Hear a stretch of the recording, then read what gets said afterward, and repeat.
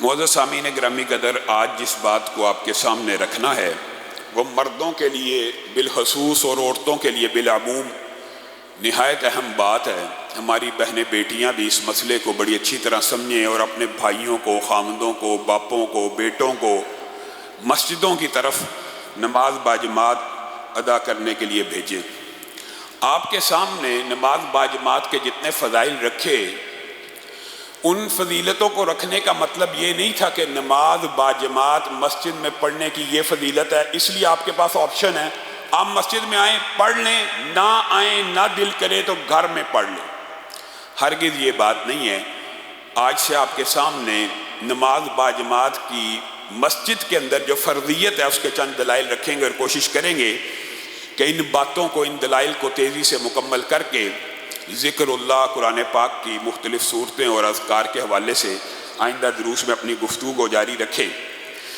پہلی جو دلیل ہے کہ مسلمان مرد کے اوپر نماز مسجد میں فرض ہے، یہ آپ نے کیا سمجھا کہ مسجدیں بلا وجہ بنتی ہیں اور مسجدوں کے بنانے کی غرض و غایت آپشنل ہے کہ بندہ دل چاہے تو مسجد میں چلا جائے پڑھ لے، دل چاہے تو اپنے گھر میں پڑھ لے، دل چاہے تو آفس میں جا بیٹھا پڑھ لے۔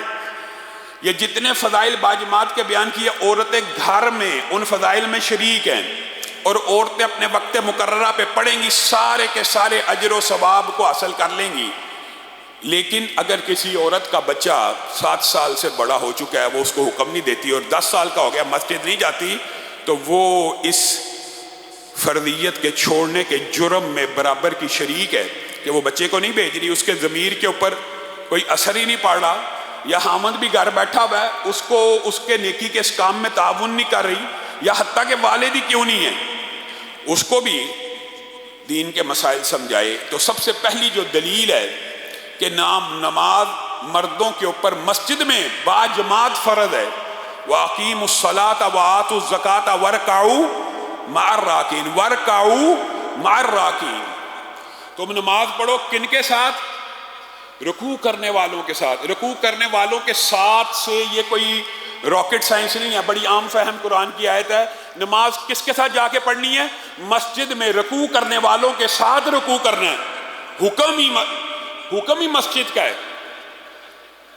اگر انفرادی حکم کی، انفرادی نماز کی اجازت ہوتی تو راکعین کا اللہ تعالیٰ ذکر نہ کرتا کہ رکوع کرنے والوں یعنی متعدد افراد ہوں، ایک سے کم از کم زائد ہو، ویسے تو جمع آپ کو پتا 3 سے ہوتی ہے، لیکن 2 افراد بھی ہوں تو نماز باجماعت ہوگی۔ اس حدیث کی طرف بعد میں آئیں گے۔ پہلی دلیل یہ ہے قرآن پاک کی، یعنی رکوع کرنے والوں کے ساتھ، رکوع کرنے سے مراد ہے جماعت کے ساتھ ادا کی جائے، مسجد میں لوگوں کے ساتھ، ایک مؤذن اذان دے، اقامت قائم ہو اور وہ مسجد میں نماز ادا ہو۔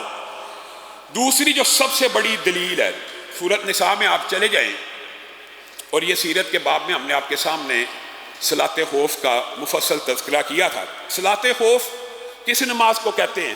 جو حالت جنگ میں پڑھی جائے، جو حالت جنگ میں پڑھی جائے، اور اس کا نام ہی کیا؟ صلاۃ خوف۔ خوف کے عالم میں امن نہیں ہے۔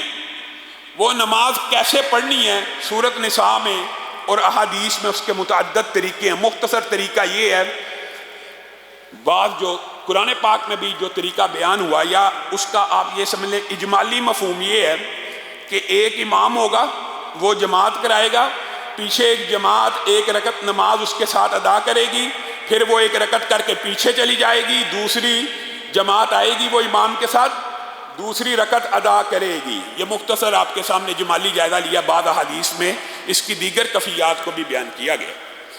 اب آپ نے ایمانداری سے مجھے بتانا ہے کہ یہ صلاۃ خوف قرآن میں موجود ہے، حدیث میں موجود ہے، اور نماز کا نام کیا ہے؟ صلاۃ خوف۔ اگر خوف کی وجہ سے اور معمولی نوعیت کی شرعی عذروں کی بنا پر جماعت کے بغیر نماز پڑھنے کی اجازت ہوتی تو بالاولا اور بالاولا کہاں پہ اجازت ہوتی؟ جنگ میں۔ رسول اللہ صلی اللہ علیہ وسلم جنگ میں اجازت دے دیتے کہ اپنی اپنی نمازیں ٹولیوں کی شکل میں تھوڑے تھوڑے لوگ پڑھ لو، انفرادی پڑھ لو۔ وہاں پہ بھی حکم کیا دیا جا رہا ہے؟ جماعت کے ساتھ پڑھو۔ اور جماعت اور نماز کے امام ابن تیمیہ نے اس کی تفصیل میں کیا خوبصورت نقطے اٹھائے ہیں۔ جماعت کی تفصیل اور نماز کی تفصیل میں آپ کو پتہ ہے عمل کثیر سے نماز باطل ہو جاتی ہے. یعنی اگر قبلہ رو بندہ کھڑا ہے اور اپنی پشت قبلے کی طرف کر لے تو نماز باقی رہتی ہے. اگر اتنا زیادہ ٹریول کرے نماز باقی رہتی ہے. اگر امام کے سلام پھیرنے سے پہلے بندہ اٹھ جائے نماز باقی رہتی ہے.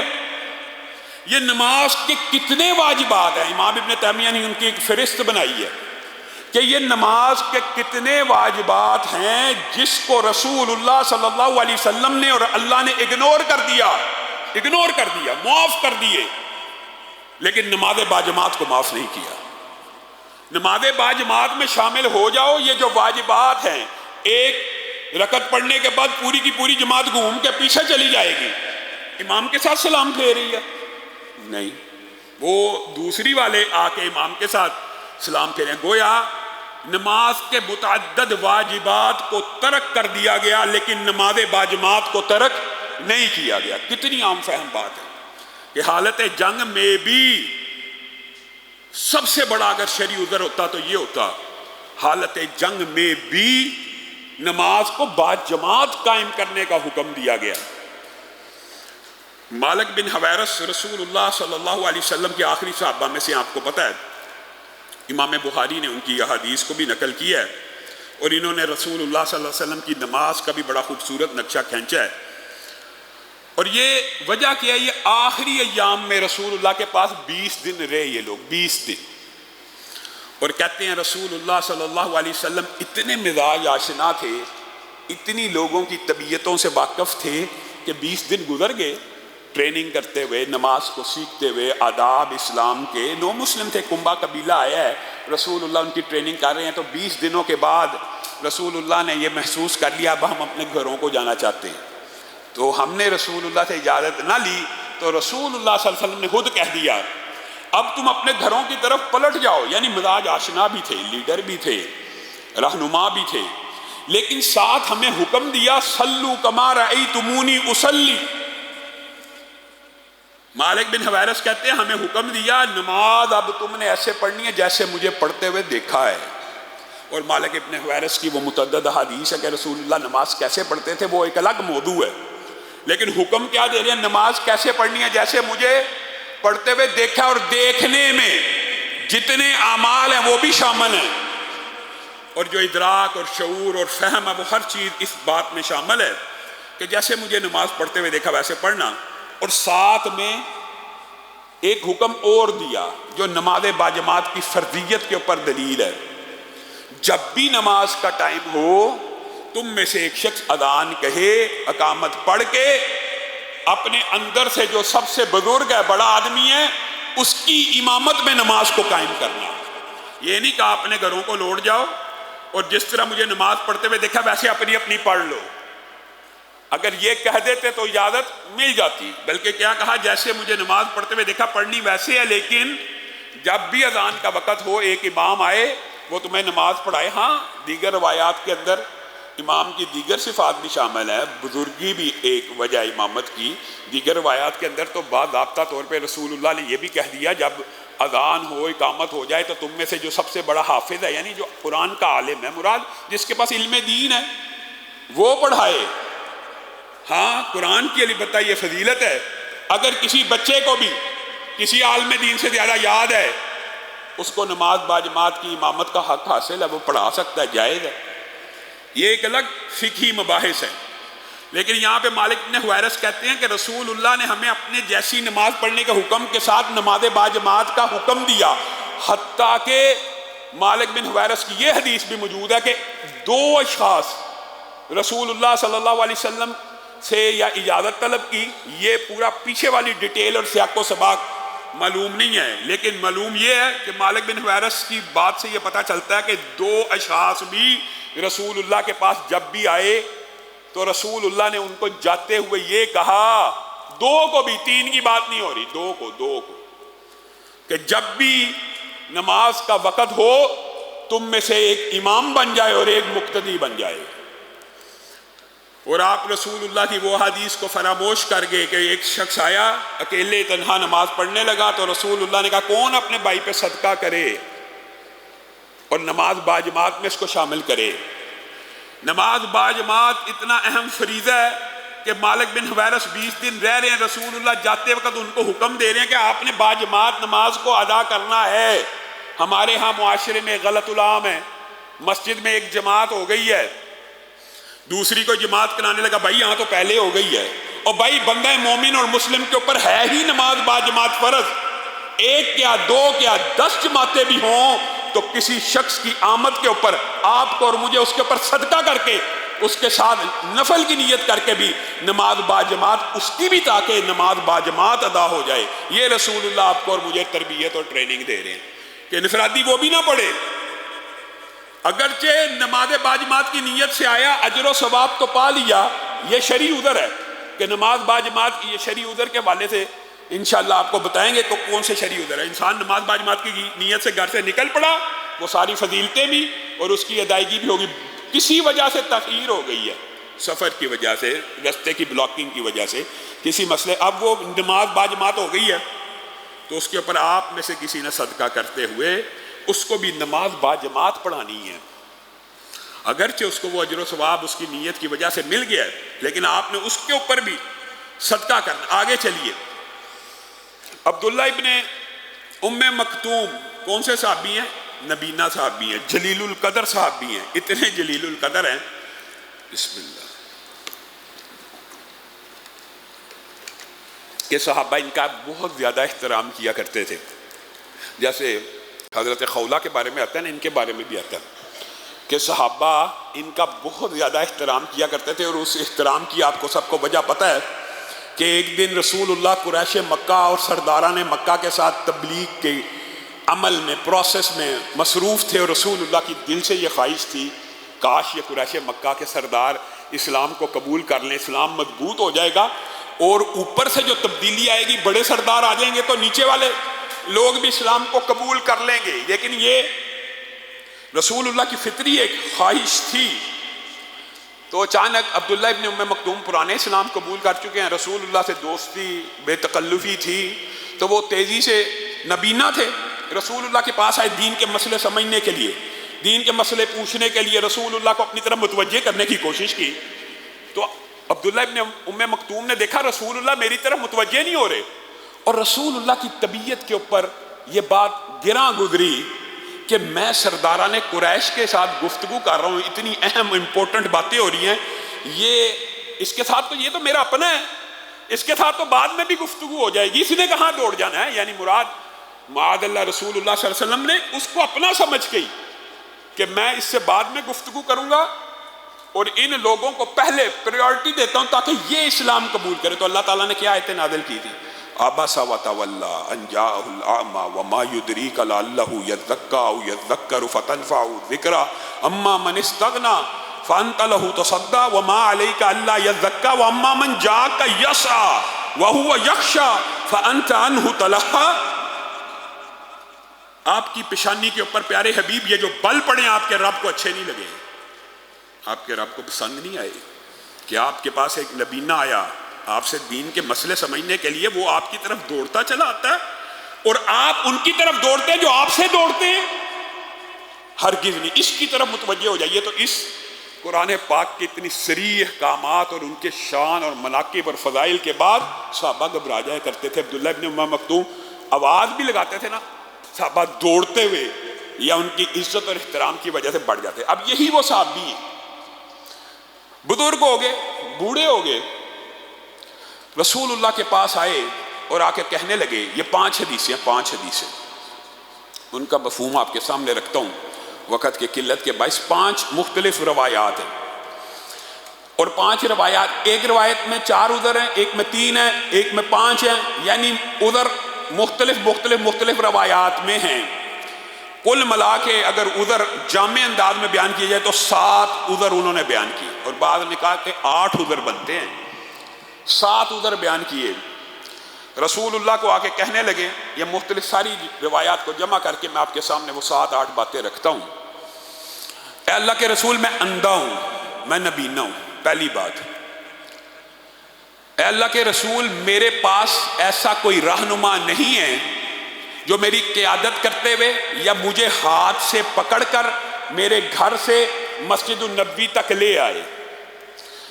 اے اللہ کے رسول، مسجد النبوی اور میرے گھر کے درمیان میں کھجور کے اور مختلف درخت اور مختلف جڑی بوٹیاں ہیں۔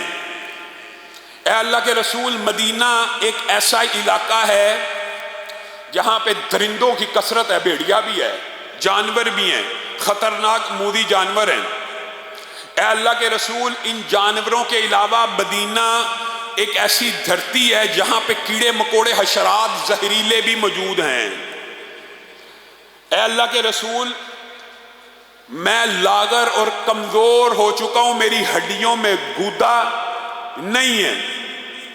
رسول اللہ صلی اللہ علیہ وسلم کو یہ سارے عذر بیان کرنے کے بعد کہتے ہیں اللہ کے رسول، مجھے اجازت دے دیجئے اب کہ میں اپنے گھر میں نماز ادا کر لیا کروں، اب تو عمر بیت گئی مسجد میں پڑھتے ہوئے، اب مجھے ریلیکسیشن مل جانی چاہیے، بوڑھا بھی ہو گیا ہوں، لاغر بھی ہو گیا، کمزور بھی ہو گیا، ضعیف بھی ہو گیا، ہڈیوں میں گودا بھی نہیں ہے، مسجد اور گھر کے درمیان درخت ہیں، کھجور کے مختلف حیوانات ہیں، درندے ہیں، کیڑے مکوڑے ہیں، اور سب سے اہم بات یہ ہے کہ مجھے کوئی لانے لے جانے والا ہی نہیں، اندھا ہوں، اندھا نبینا ہونا بھی ایک عذر ہے۔ رسول اللہ صلی اللہ علیہ وسلم نے پہلے ان کو کہا، اور رسول اللہ صلی اللہ علیہ وسلم کا ارادہ بھی بنا، اور آپ کے سامنے یہ باب سیرت میں تفصیل سے رکھ چکا ہوں کہ رسول اللہ صلی اللہ علیہ وسلم کے اوپر اللہ رب العزت کی یہ جو چیک اینڈ بیلنس کا سسٹم تھا، رسول اللہ بھی اجتہاد سے جواب دے دیا کرتے تھے، اللہ کو منظور ہوتا تھا تو وہ وہی بن جاتی کہ اللہ رب العزت کو نے اس کا اذن دے دیا، اور جہاں پہ اللہ تعالیٰ تبدیلی کرنا چاہتے تبدیلی کر دیتے۔ یہاں پہ رسول اللہ صلی اللہ علیہ وسلم نے اجازت دے دی ایک لمحے کے لیے، اتنے عذر رحمت للعالمین، اتنے عذر بیان کرنے کے بعد رسول اللہ صلی اللہ علیہ وسلم نے اجازت دے دی۔ اب جب وہ پلٹے تو محسوس ہوتا ہے کہ آسمان محسوس ہوتا ہے، جملے رسول اللہ کے الگ ہے کہ آسمان سے وحی کا نزول ہوا کہ رسول اللہ نے کہا ٹھہریے، کیا آپ اذان کو سنتے ہیں؟ کیا آپ کا گھر اتنے فاصلے پر ہے کہ آپ کے گھر میں اذان کی آواز نہیں آتی؟ کہا نہیں اللہ کے رسول، اذان کی آواز تو آتی ہے۔ حل تسمع النداء، کیا اذان آپ کے گھر تک پہنچتی ہے؟ جی ہاں۔ تو یہ 5 روایات کے جو مختلف روایات کو میں نے جمع کر کے آپ کے سامنے رکھا، رسول اللہ صلی اللہ علیہ وسلم نے ان 5 کی 5 روایتوں میں یہ جواب دیا، فَأَجِبْ،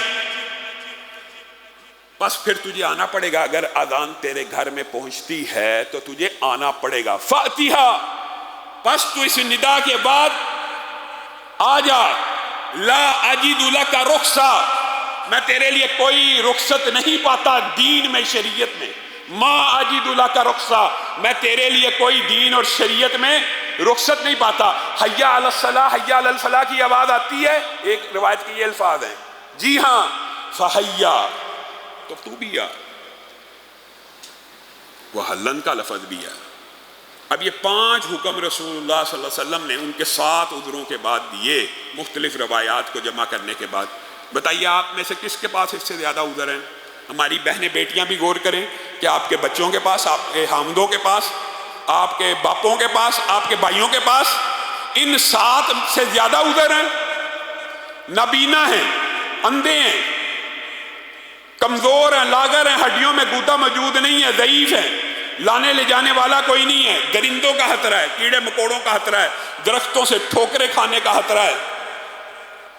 رسول اللہ صلی اللہ علیہ وسلم اور دین آسان، دین یسر ہے، مانتے ہیں، لیکن جہاں پہ نہیں آسانی، اگر آپ اس میں بھی آسانی دینا شروع کر دیں گے، موسیقی کی بھی اجازت ہے، کتا پالنے کی بھی اجازت ہے۔ کتا اور بلی میں کیا فرق ہوتا ہے؟ کچھ لوگوں کو کتے اور بلی کا فرق نہیں معلوم۔ یہ پچھلے دنوں ایک امام مسجد کی بلی کے ساتھ بڑی ویڈیو وائرل ہوئی، شاید عقل کے اندھے ہوش کے نہ ہم تب بھی لے لیتے کہ کتے اور بلی میں یہ فرق ہے کہ رسول اللہ صلی اللہ علیہ وسلم نے اجازت دی اس جانور کو کہ تمہارے درمیان پھرتی ہے، یہ ناپاک پلید نہیں ہے، اور اس کے بارے میں کیا کہا ہے؟ یہ جس گھر میں ہو ایک قرات روزانہ اجر و ثواب کا کم ہو جاتا ہے۔ لیکن انکار حدیث، جدید جو فلسفیان جتنے بھی عقلی اور منطقی، کتے اور بلی میں کتنا کو فرق ہے، بہت فرق ہے۔ حدیث میں فرق ہے، قرآن اور شریعت میں فرق ہے، موسیقی میں اور شاعری میں کیا فرق ہے؟ اللہ کے بندو، اگر موسیقی کو حرام سمجھو گے ہی نہیں تو کیسے چھوٹے گی؟ بخاری شریف کی حدیث ہے کہ ان قریب میری امت موسیقی کو حلال کر لے گی۔ بھائی حرام ہے تو حلال کرے گی نا، اگر پہلے ہی حرام تھا تو کیا، یعنی پہلے ہی حرام ہے تو حلال کرے گی نا، اگر حلال ہی ہے تو پھر رسول اللہ نے حدیث میں یہ کیوں فرمایا؟ واضح حدیث واضح ہے کہ میری امت موسیقی کو حلال کرے گی، صاف مطلب ہے کہ حرام ہے، اس کے بعد بھی اور یہ حدیث بخاری شریف کی ہے، اس کا انکار منکر حدیث بھی نہیں کرتے، بخاری شریف کی حدیثیں جو ان کی روایات ہوتی ہیں۔ خیر، اب مجھے بتائیے، اتنے زیادہ عذروں کے بعد بھی بندہ یہ سوچے کہ نہیں جی مسجد میں یہ جو نماز کی فرضیت ہے یہ مولوی جی اپنی مسجدیں آباد کرنے کے لیے بتاتے ہیں، یہ مولویوں کی مسجدیں، یہ اللہ کے گھر ہیں، یہ اللہ کی مسجدیں ہیں۔ یہ مسجدوں کے قیام کا آپ نے مقصد دیکھیں، نہ کمیونٹی سینٹر مسجد کو سمجھا، نہ مسجد کو ہم نے کمیونٹی سینٹر سمجھا، نہ پریزیڈنسی سمجھا، نہ نکاح کا میدان سمجھا، نہ جنازے کا میدان سمجھا، نہ عدالت کا میدان سمجھا جو شریعت سے ثابت ہے۔ اب مسجد نماز کی جگہ بھی نہیں ہے۔ اگر مسجد بھی نماز کے لیے نہیں ہے تو پھر مسجدیں بنانے کا مقصد ہی فوت ہو جاتا ہے، پھر مسجدیں بنائی کیوں جاتی ہیں؟ اگر گھر میں مرد کی نماز کی اجازت ہے تو پھر مسجدیں بنانے کا کوئی جواز نہیں، پھر مسجدیں بند کر دو۔ اور بعض لوگ مسجدوں سے نفرت والے بھی دین جدید میں پیدا ہو گیا کہ مسجدوں کی ضرورت ہی کیا ہے، مسجدیں جی فتنوں کا اور فساد کا، ایسے ایسے جملے بولنے والے بھی مفکرین اسلام پیدا ہو چکے ہیں کہ مسجد نہیں جانا، مسجد تو نہیں جاؤں گا۔ بندہ مومن کی، مرد کی نماز ہوتی ہی مسجد میں ہے، اور آپ کو اور مجھے یہ دلائل ہمیشہ یاد رکھنے چاہیے کہ اتنے واضح دلائل ہونے کے باوجود ہماری عقل کے اوپر پردہ کہ اگر دو لوگ بھی ہوں وہ بھی کیا کرائیں؟ جماعت کرائیں۔ انشاءاللہ اسی حوالے سے اپنی گزارشات کو آپ کے سامنے رکھیں گے۔ اللہ رب العزت جو کہا گیا، جو سنا گیا، اس کو سمجھنے کی توفیق عنایت فرمائے۔